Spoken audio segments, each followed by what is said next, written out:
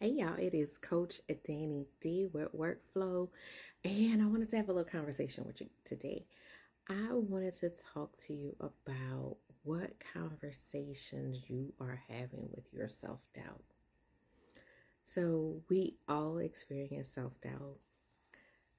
It comes, no matter how much we prepare ourselves, no matter how much we hype ourselves up, sometimes self doubt just creeps in. It just slides on in and starts whispering, because it don't ever come in like super loud. It starts whispering. I think if it came in loud, we would probably realize who it was, recognize its voice, and send it packing a little bit faster. It comes in with little whispers, and it drops little subtle hints here, little subtle hints there, that start to make us feel like we can't do the things that we are totally capable of doing, right?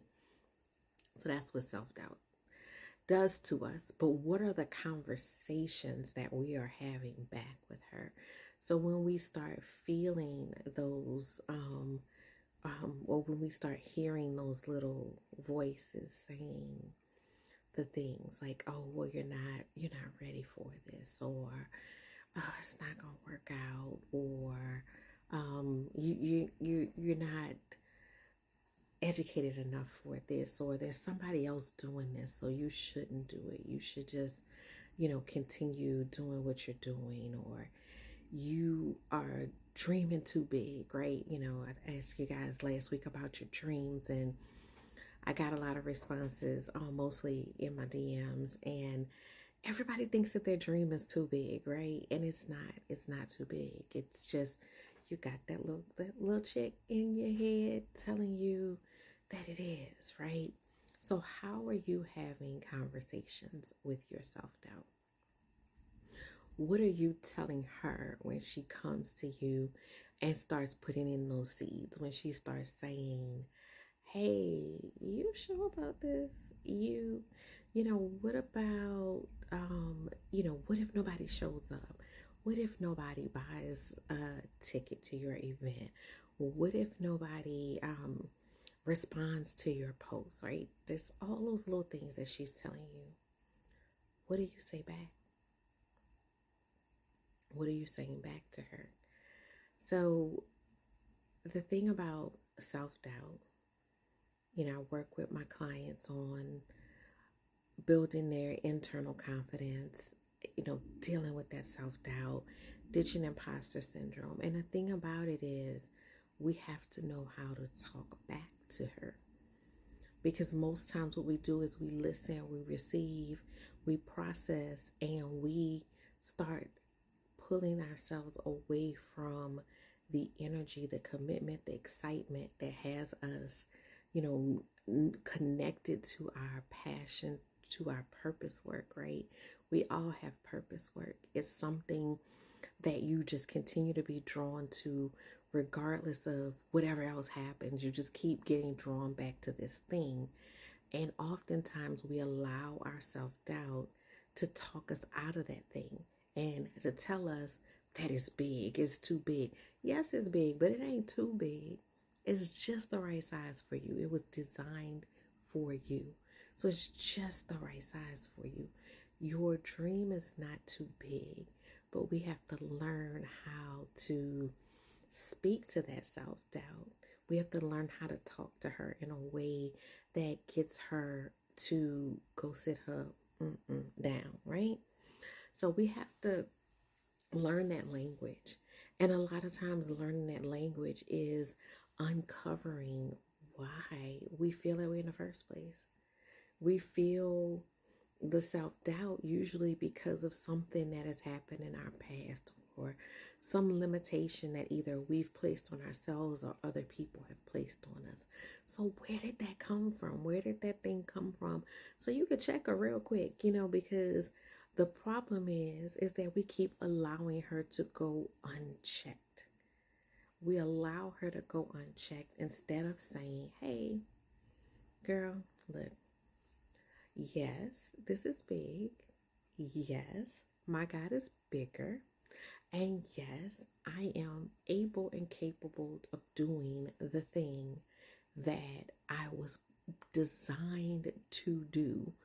Usually it's that thing that like is so innate in you that you didn't even realize it was a thing, right? You just wake up in the morning and that's who you are. It is being the most authentic and comfortable version of yourself. But self-doubt don't want that for you, because then she's out of a job. If you tap into that side of yourself that is really keen on, I can do big things, self-doubt don't have a job. So she trying to hold on to her job. And self-doubt and fear, they like sisters. They are the besties. And so they work together. And a lot of times fear dresses up as self-doubt. So it's a little confusing in this situation. They twinsies. So sometimes it is hard to tell them apart. And it's definitely hard to separate one from the other.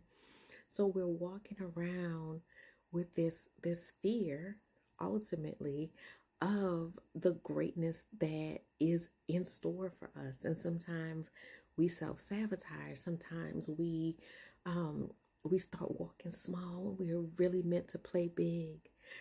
We do all these things because we let that girl get in our ear, and we don't ever just turn around and say, girl, sit down.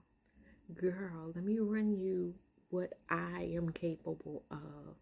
Let me show you my resume. And I don't necessarily mean a literal resume, but you have been through so many different things that have shaped you for specifically what you are designed to do. So you've been going through training and boot camp this entire time. You've been going through that. And she trying to come in and act like you never went through that training, that you never accomplished those things. And even bigger than that, that even if you stumble, that does not mean that your dream is over.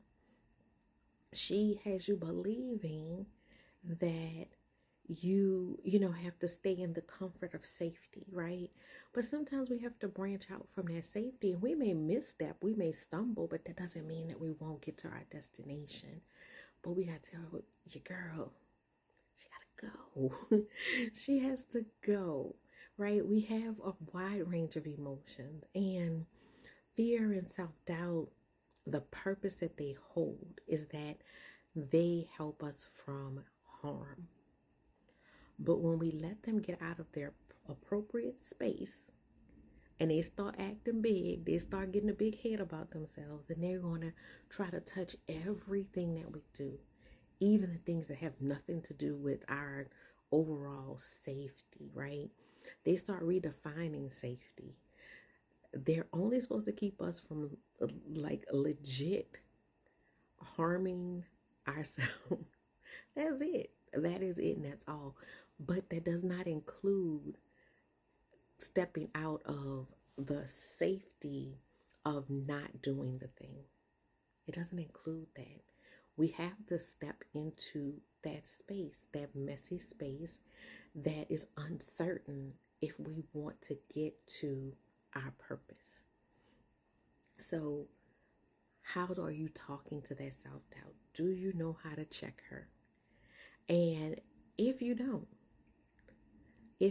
or if you do and you just need that strengthened, I want you to check into our Capable and Confident Challenge. So the Capable and Confident Challenge is designed to help you to strengthen up that part of you that you can turn to her, because she's going to keep coming back.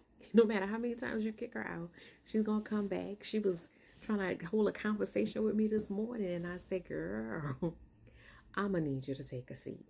So I want to help you to have your self-doubt take a seat so that you can walk fully in your purpose. So check the link in my bio. Check out the Capable Confident Challenge.